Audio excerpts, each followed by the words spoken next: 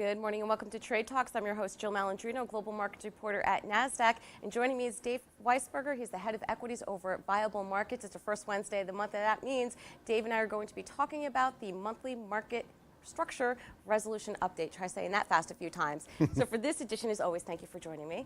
Let's talk about venues and how we analyze them, because a lot of venues will make claims about their services, but how do you determine which one is the right one for your needs?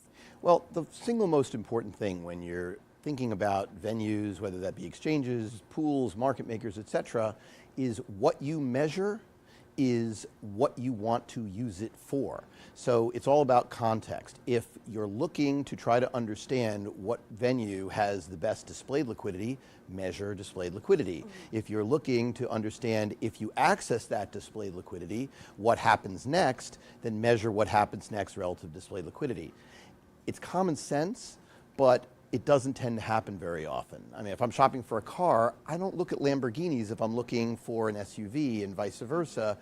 It doesn't make sense. So when you're trying to evaluate exchanges, evaluate the quality of the displayed liquidity on exchange, because it will tell you something about what they offer. Right, so what you're finding is that people are cherry picking the data to kind of arrive to that conclusion, but explain to us why it's important for investors and issuers to care about the quality of the exchange that they select. Well, they have very different perspectives. From an investor point of view, you want to understand who and where your broker is placing orders on and how they're doing it, whether you're suffering opportunity costs as we discussed last month, or whether you're going to a place that makes sense. I mean, think of it this way. If you were advertising a boat and you wanted to sell it, would you want to sell that boat on, we'll call it, say, eBay, where maybe there's 100 other boats that are similar, or on some other site where there's nothing else similar? Well, the reality is the people who are buying boats are looking at the place where there's a concentration. There's a saying in the market, liquidity begets liquidity, which is a way of traders to sound self-important, but what it really means is people go where things are actually happening. And so it's very, very relevant to understand that. So maybe you have a short queue someplace else, but people's routers aren't trained in to go there. They're going where the queues are larger. And so understanding that matters. It also is very different when you're looking at the mega cap stocks and the highest trading stocks than the rest of the universe.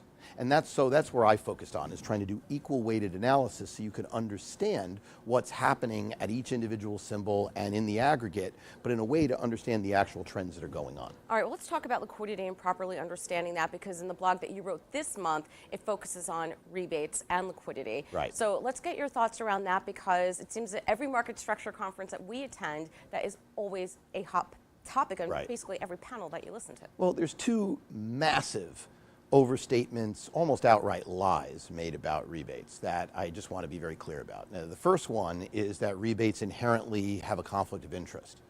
Now, the reality is rebates have a conflict of interest only for agents who are trading in the market. If you're a market maker, rebates are an inherent part of your consideration of how much liquidity to make available.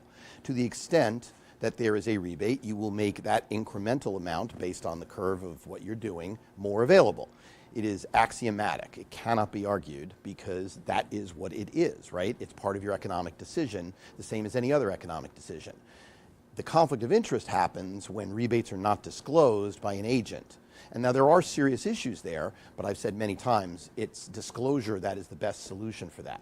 The second very big misconception is caused by cherry picking. People who look at stocks like Apple or Spiders or Bank of America or Sirius Satellite Radio naturally have that a lot. That would clearly trade at a spread less than a penny if allowed to be. It is arguable, and in fact I probably agree, that rebates at the current structure might be distortive. But that's more a function of the one-size-fits-all tick size. The reality is that that level of distortion, when you look at the broader market across 7,000 plus securities, it's very, very different, and you get a very different picture.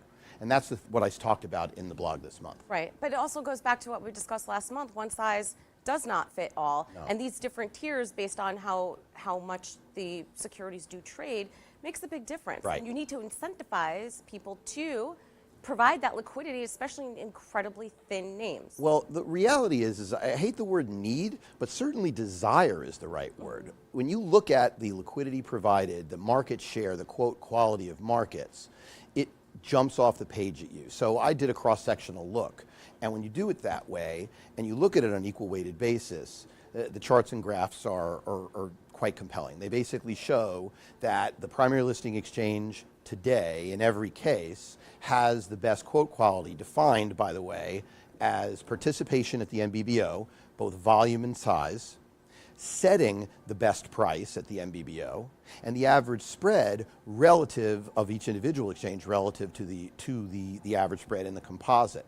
And those metrics really tied together give you a liquidity quality score, and in every case, the primary listing exchange has an advantage. Now, admittedly, the NYSE American advantage is very small, whereas NYSE, Nasdaq's, ARCA's, and BATS's advantages were in the issues they list are larger. But what is ridiculously compelling is when you look at not the primary listing exchange compared to everybody else. And there, in every case, the large rebate-paying exchanges on the fat tail of the entire market dramatically outperform the ones that don't because they're specialized.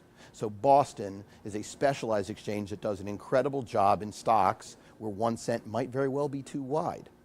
Right. But if you're a firm like IEX, who claims to be this broad-based platform, it looks and feels slightly inferior, but looks and feels more like Boston than it does like Nasdaq. Right. Got it. Well. And it basically boils down to that. So you can look at all these metrics in a lot of different ways, but that's what it means. It means that if you're not paying rebates in stocks that have a spread, 5 cents, 10 cents, 15 cents, it doesn't matter. In all of those spread buckets, you see the same thing. Sure, you could make an argument the rebate should be larger if a stock has a spread of $1 or $2. Yeah, why not tier it? Why not put it on? It doesn't That's have to be something one that, size fits all. as in Project Revitalize, that's one of the things that gets talked about, and I think that Adina makes some very, very good points there in terms of fitting market structure to the needs of companies. But what isn't logical is to get rid of incentives for liquidity because you're afraid that it might create incentives for people not to disclose what they're doing. I'm very concerned about the lack of disclosure, Right. but that's what it is. All right. Well, thank you very much, as always, for joining us at MarketSite. And traders, as always, thank you for joining me. I'm Jill Malandrino, Global Markets Reporter at Nasdaq.